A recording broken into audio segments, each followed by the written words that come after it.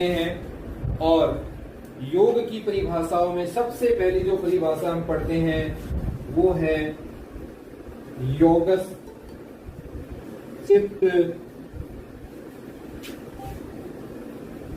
वृत्ति निरोध है।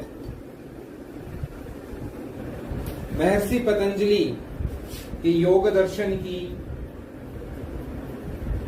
ये परिभाषा हमने कल चर्चा की थी, आज दोबारा रिपीट करते हैं। योग चित्त वृत्ति निरोध है। चित्त की वृत्तियां का निरोध होना ही या रुक जाना ही योग कहलाता है। फिर महर्षि व्यास के अनुसार हमने पढ़ा था योग समाधि।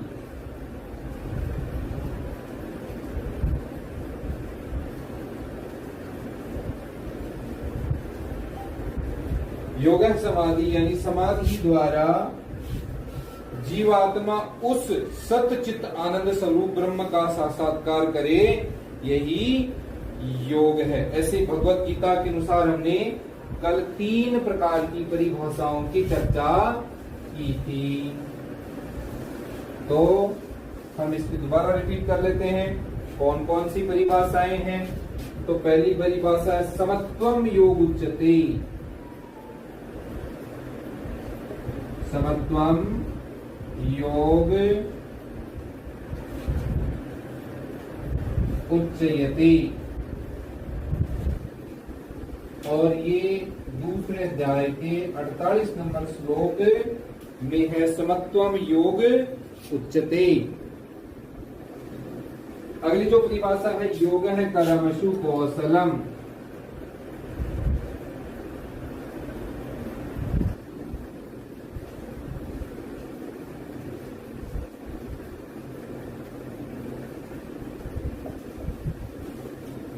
योग है कर्मसु कौशलम।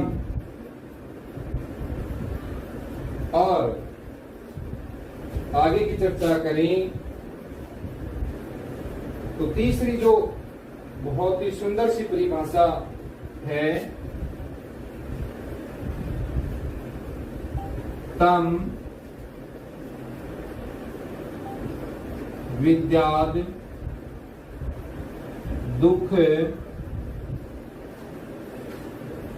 संयोग वियोग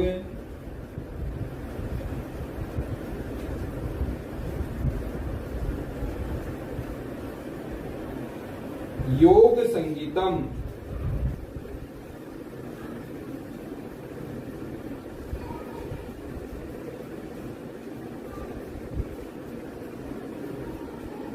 तो ये 3 परिभाषाएं गीता के अंदर मुख्य रूप से हैं। तो समत्वम योग उच्यते अर्थात समत्व ही योग कहलाता है। और योग है कर्मसु कौशलम, क्या है? समत्व रूप योग ही कर्मों में कुशलता है, अर्थात कर्म बंध से छूटने का उपाय है।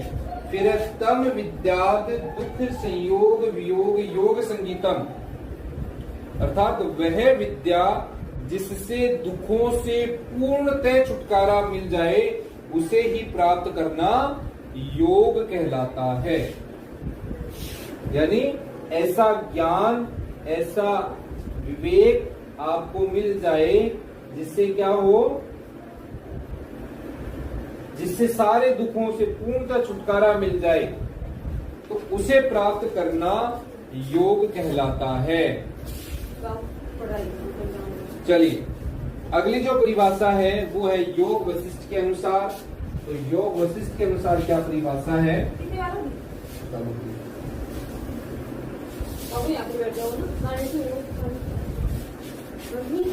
तो योग वशिष्ठ के अनुसार है संसारो तरेण युक्तिर योग है शब्देन कथ्यते। यानी चलो लिखेंगे संसारो तरेण, संसारो तरेण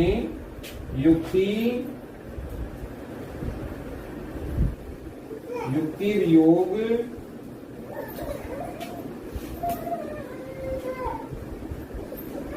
शब्देन कथ्यते।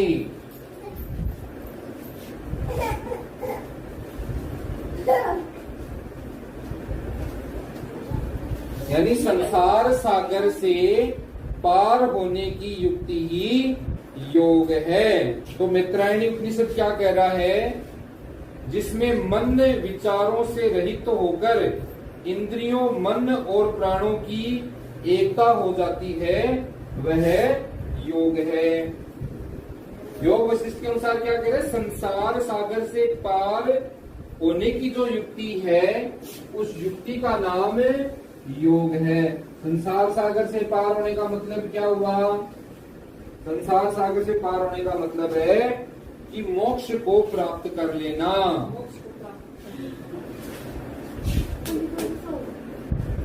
फिर मैत्रायणी उपनिषद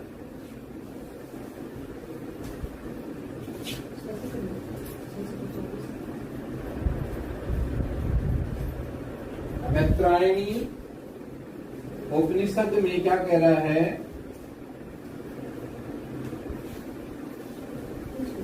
मन, जिसमें मन विचारों से रहित होकर, मन उपनिषद, तो मैत्रेयी उपनिषद के अनुसार क्या कहा गया है? मन विचारों से रहित होकर इंद्रियों, मन और प्राणों की एकता हो जाती है। इसकी इंद्रियां कौन सी हैं? 5 इंद्रियां। मन, इंद्रियों, मन और प्राणों की एकता हो जाती है। क्या हो जाती है? एकता हो जाती है। तो मन, इंद्रियों और प्राणों की जो एकता हो जाती है, उस एकता को ही योग कहा गया है मैत्रेयी उपनिषद के अनुसार। वहीं हम चर्चा करेंगे मांडुक्य कारिका। मांडुक्य कारिका उपनिषद है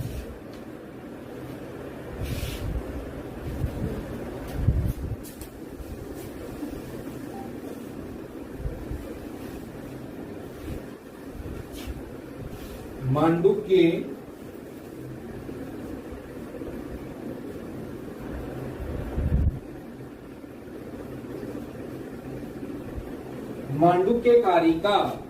तो मांडुक्य कारिका उपनिषद है, वो क्या कह रहा है? समाधि चैतन्य की वह अवस्था है जब चित्त समस्त वाच्य वाचक रूप व्यापार से होता है। समस्त चिंताएं जब निरुद्ध रहती हैं, तब चित्त सुप्रशांत, प्रकाशमय और अचल हो जाता है। ठीक है, इसको दोबारा समझेंगे। समाधि चैतन्य की वह अवस्था है जब चित्त समस्त वाच्य वाचक रूप व्यापार से होता है। समस्त चिंताएं जब निरुद्ध रहती हैं, तब चित्त सुप्रशांत, प्रकाशमय और अचल हो जाता है। ठीक है, तो वह अवस्था क्या है? समाधि की अवस्था है, और योग है समाधि कहा गया है। आगे हम चर्चा करेंगे कठोपनिषद के अनुसार।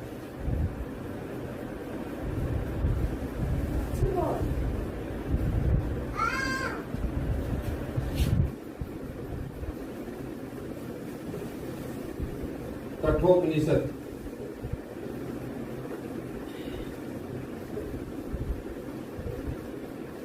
कठोपनिषद के अनुसार, तो कठोपनिषद में क्या बताया गया है? जब 5 इंद्रियां मन के साथ स्थिर हो जाती हैं और बुद्धि निश्चिष्ट अर्थात स्थित हो जाती है, तब इसे सर्वोच्च पद प्राप्त हुआ मानते हैं। वही बात जो हमने पढ़ी थी मैत्रेयी उपनिषद में, माना कि एकत्व हो जाता है। और यहाँ पर इंद्रियां क्या कह रहे हैं? 5 इंद्रियां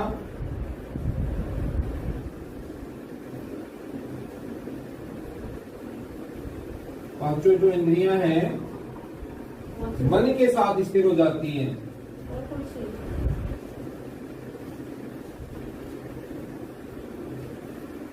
स्थिर हो जाती हैं, मन के साथ स्थिर हो जाती हैं और जब ये स्थिर अवस्था होती है तो ये सर्वोच्च पद माना गया है। इंद्रियों की स्थिर धारणा योग की अवस्था है। इसकी इंद्रियों की स्थिर धारणा 5 इंद्रियों को बताओ। ज्ञान नहीं, मन स्थिर धारणा बता रहे हो? योग की अवस्था है। तो 5 इंद्रियों का क्वेश्चन आया है कि 5 इंद्रियां कौन कौन सी हैं। हाँ वही। तो 5 इंद्रियों के नाम हम यहाँ पे देख लेते हैं। तो याज्ञवल्क्य स्मृति के अनुसार तो क्या कहा याज्ञवल्क्य जी ने? जीवात्मा और परमात्मा के समान स्वत्व संयोग का नाम योग है। जीवात्मा यानी हम, परमात्मा यानी ईश्वर। तो परमात्मा आत्मा या जीवात्मा और परमात्मा के समान संयोग का नाम जीवात्मा प्लस परमात्मा के समान, मतलब एक रूप हो जाते हैं।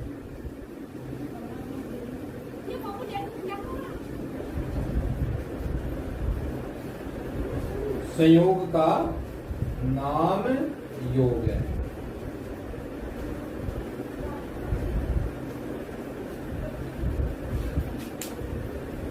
ठीक है, ये 8।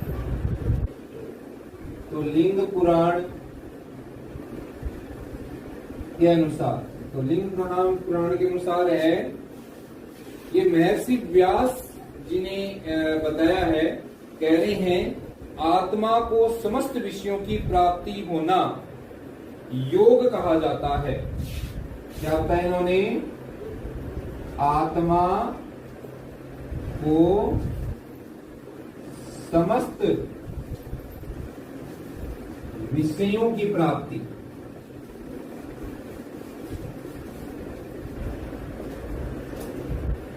आत्मा को समस्त विषयों की प्राप्ति हो जाना योग यहाँ पे व्यास जी कह रहे हैं। किसमें कह रहे हैं? लिंग पुराण में महर्षि व्यास जी। ऐसे ही एक पुराण और है, उस पुराण का नाम है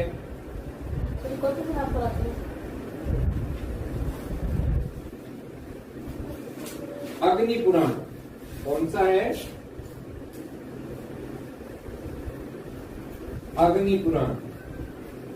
परिभाषा नंबर 10 कह रहे हैं योग मन की एक विशिष्ट अवस्था है जब मन में आत्मा को और स्वयं मन के प्रत्यक्ष करने की योग्यता आ जाती है, तब उसका ब्रह्म के साथ संयोग हो जाता है। योग क्या कह रहा है? मन की एक विशिष्ट अवस्था है। बहुत सही बात, सही कह रहे हैं कि योग क्या है? मन की विशिष्ट अवस्था है।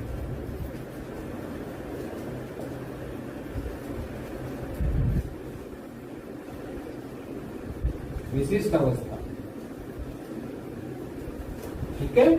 इस है जब मन में आत्मा को और स्वयं मन के प्रत्यक्ष करने की योग्यता आ जाती है, तब उसका ब्रह्म के साथ संयोग हो जाता है। तो ये योग की परिभाषा अग्नि पुराण की है। और अग्नि पुराण के बाद में स्कंद पुराण। तो स्कंद पुराण क्या कह रहा है? 11 नंबर की परिभाषा देखेंगे हम। स्कंद पुराण जीवात्मा और परमात्मा की समता को समाधि कहा गया है। क्या कह रहा है? जीवात्मा यानी हम और परमात्मा क्या हो जाते हैं? सम हो जाते हैं। समता, समता यानी एक मेघ हो जाते हैं। कैसे एक मेघ हो जाते हैं? जैसे पानी के अंदर चीनी या लवण घुल जाता है तो पानी में एक में हो जाते हैं, वैसे ही हम जीवात्मा, हम कौन है? जीवात्मा, परमात्मा यानी ब्रह्म ईश्वर, उसमें जब हम सम हो जाते हैं तो वो योग कहा गया है। तो हठ योग प्रदीपिका के अनुसार हम लिखेंगे सलीले,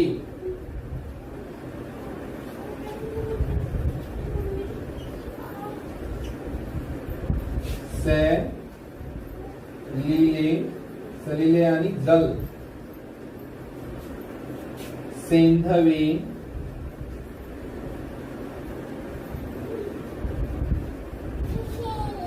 सलीले सेंधवम, सेंधव है नमक, यद्वत् साम्यम, यद्वत् यानी एक जैसा, साम्यम भजती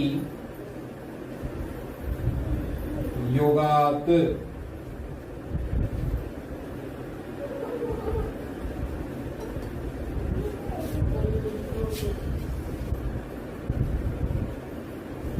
फिर आगे क्या लिख रहे हैं? तथा आत्मा, तथा आत्म मन सो रेक्यम, तथा आत्म मन सोरेक्यम समाधि विधेयते, समाधि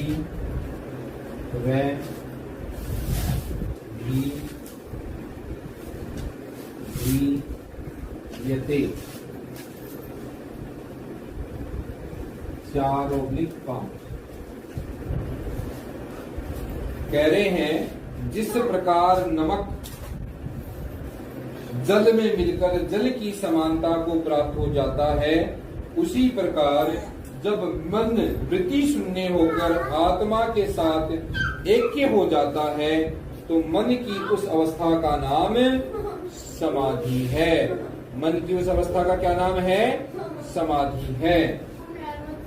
सलीले जल, सेंधवम नमक, यद्वत् एक जैसा साम्य हो जाता है, भजती योगात, तथा आत्म मन सोरेक्यम समाधि विधेयते। आप कह रहे हैं कि जिस प्रकार नमक जल में मिलकर जल की समानता को प्राप्त हो जाता है, नमक है वो पानी में डाला तो कैसा हो जाता है? एक हो जाता है ना? उसी प्रकार जब मन वृत्ति शून्य होकर आत्मा के साथ ऐक्य हो जाता है, मन कब ऐक्य होगा आत्मा के साथ? जब वो वृत्ति शून्य हो जाता है, और वृत्ति शून्य होने के बाद में ऐक्य हो जाता है किसके साथ में? मन है वो आत्मा से ऐक्य हो जाता है, तो मन की उस अवस्था का नाम समाधि है। समाधि विधेयते, तो मन की उस अवस्था का नाम क्या है? समाधि है। ये हठ योग प्रदीपिका की परिभाषा है, स्वामी स्वत आत्माराम जी के द्वारा प्रदत्त भाषा है। वो है महोपनिषद के अनुसार,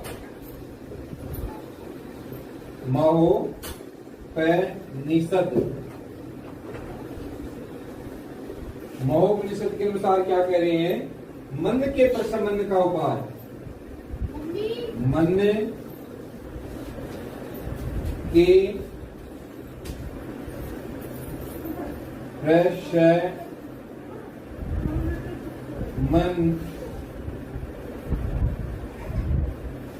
मन के प्रशमन का उपाय योग है, का उपाय योग है।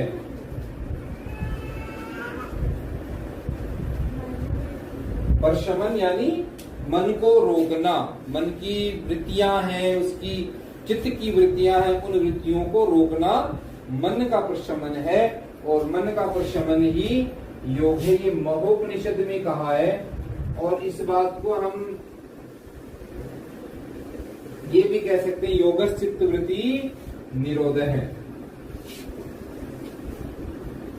अगली जो परिभाषा है निर्वाणोपनिषद के अनुसार 14 नंबर है। निर्वाणोपनिषद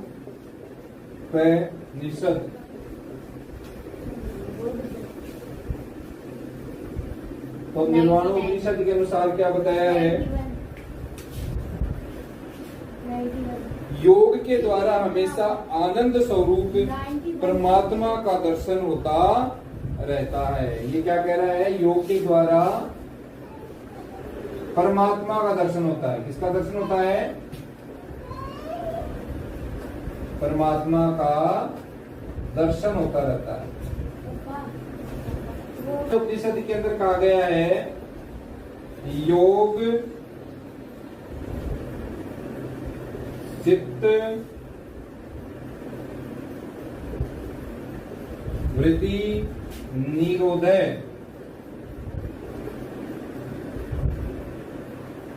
निरोधो ही। ये थोड़ा सा इसमें लास्ट में अंतर है, दो ही निरोधो ही। ठीक है, यही है इसके अंदर बाकी पूरी ऐसी कैसी है? चित्त की वृत्तियों का निरोध ही योग है। परिभाषा वही है, योग चित्त वृत्ति निरोध है। ठीक है, अब हम अगली जो परिभाषा पढ़ने जा रहे हैं वो है सांख्य योग के अनुसार।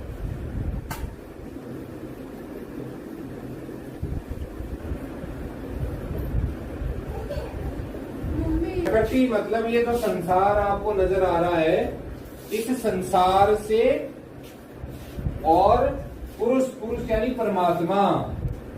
ठीक है, ये परमात्मा है, यानी संसार से हटकर परमात्मा पुरुष के अंदर, है ना, स्वरूप में, पुरुष के स्वरूप में स्थित हो जाना, यानी पुरुष के स्वरूप में स्थित हो जाना।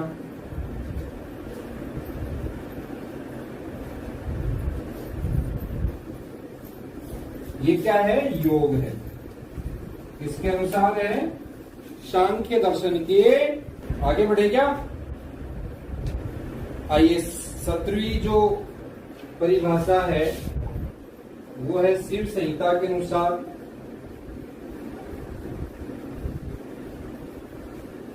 शिव संहिता, शिव संहिता में क्या कहा गया है? शिव और शक्ति का मिलन।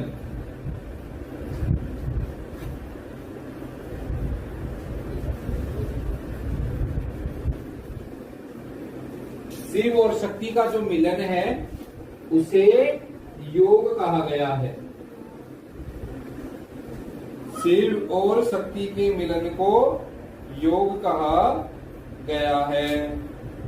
ठीक है, ये बात समझ में आई? छोटी सी बात थी, शिव संहिता। और अब अगली जो परिभाषा है वो है हमारे आधुनिक युग के महान योगी रामकृष्ण परमहंस, स्वामी रामकृष्ण परमहंस किसके गुरु थे?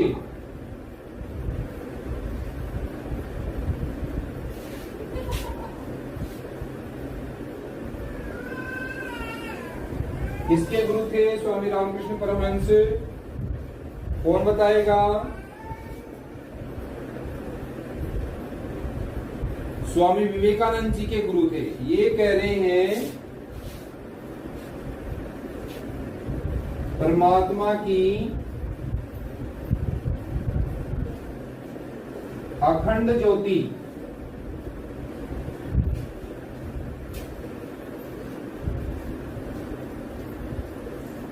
से अपनी ज्योति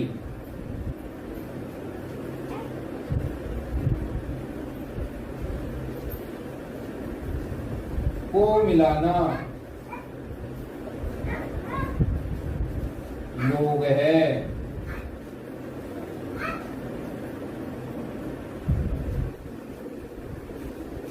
रामकृष्ण परमहंस कह रहे हैं कि जो परमात्मा की जो शाश्वत और अखंड ज्योति है उसके साथ अपनी ज्योति को मिलाना योग है। अब एक और महान ऋषि आधुनिक युग के अंदर हुए, उनके अनुसार और जान लेते हैं। और 19वीं परिभाषा के साथ में योग की विभिन्न परिभाषाओं का जो चैप्टर हमने चालू किया था वो पूर्ण हो जाएगा। तो महर्षि अरविंद तो इन्होंने क्या कहा है, जीवन के सिद्धांतों को व्यवहार में लाने की कला,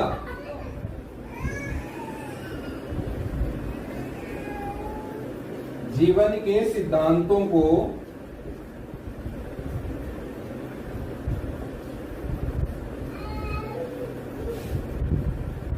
व्यवहार में